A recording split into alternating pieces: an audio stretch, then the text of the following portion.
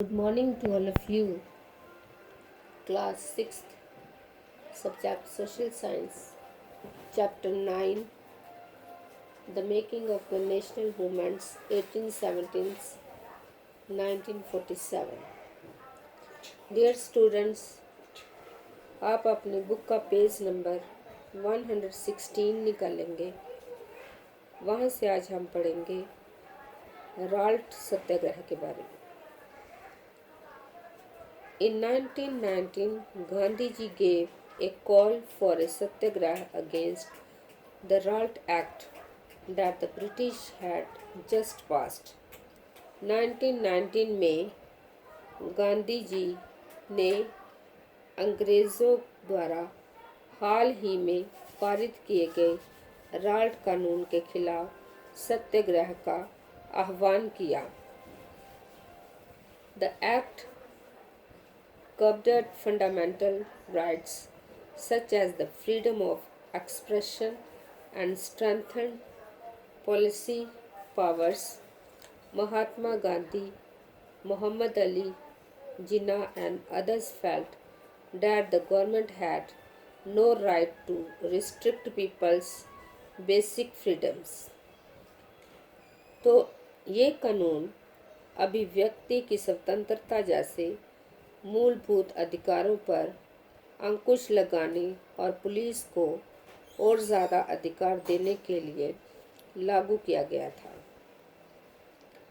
महात्मा गांधी, मोहम्मद अली जिन्ना तथा अन्य नेताओं का मानना था कि सरकार के पास लोगों की बुनियादी स्वतंत्रताओं पर अंकुश लगाने का कोई अधिकार नहीं है। They criticized the act as devilish and tyrannical. Gandhiji asked the Indian people to observe 6th April 1919 as a day of non-violent opposition to this act, as a day of humiliations and prayer, and heartfelt satyagraha sabhas were set up to launch the movement. उन्होंने इस कानून को शैतान की करतूत और निरकुशवादी बताया। गांधी जी ने लोगों से आह्वान किया कि इस कानून का विरोध करने के लिए 6 अप्रैल 1919 को अहिंसक विरोध दिवस के रूप में, अपमान व याचना दिवस के रूप में मनाया जाए और हड़तालें की जाए। The Ralt Satyagraha turned out to be the first all India struggle against the British government, although it was largely restricted to cities. तो राल्ट सत्याग्रह ब्रिटिश सरकार के खिलाफ पहला अखिल भारतीय संघर्ष था, हालांकि ये मोटे तौर पर शहरों तक ही सीमित था। In April 1919, there were a number of demonstrations and hurtles in the country and the government used brutal measures to suppress them. The Jallianwala Bagh atrocities inflicted by General Dyer in Amritsar on Baisakhi Day, 13 April, were a part of these repressions.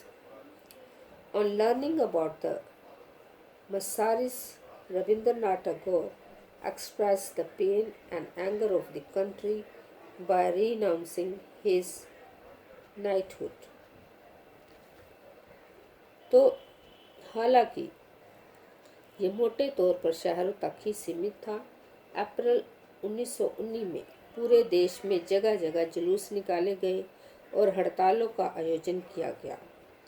सरकार ने इन आंदोलनों को कुचलने के लिए दमनकारी रास्ता अपनाया। बैसाखी 13 अप्रैल के दिन अमृतसर में जनरल डायर द्वारा जलियांवाला बाग में किया गया हत्याकांड इसी दमन का हिस्सा था। इस जनसंहार पर रविंद्रनाथ टैगोर ने अपनी पीड़ा और गुस्सा जताते हुए नाइटहुड की उपाधि वापस लौटा दी। During the Ralt Satyagrahas, the participants tried to ensure that Hindus and Muslims were united in the fight against British rule. This was also the call of Mahatma Gandhi, who always saw India as a land of all the people who live in the country, Hindu, Muslims, and those of other religions.